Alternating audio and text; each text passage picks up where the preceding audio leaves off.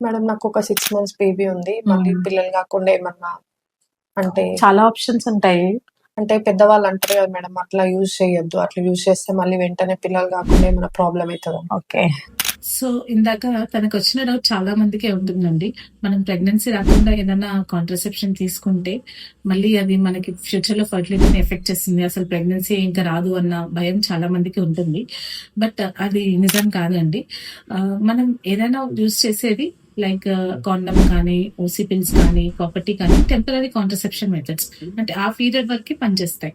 Suppose condom తీసుకుంటే ఆ ఒక్క రోజుకి పనిచేస్తుంది.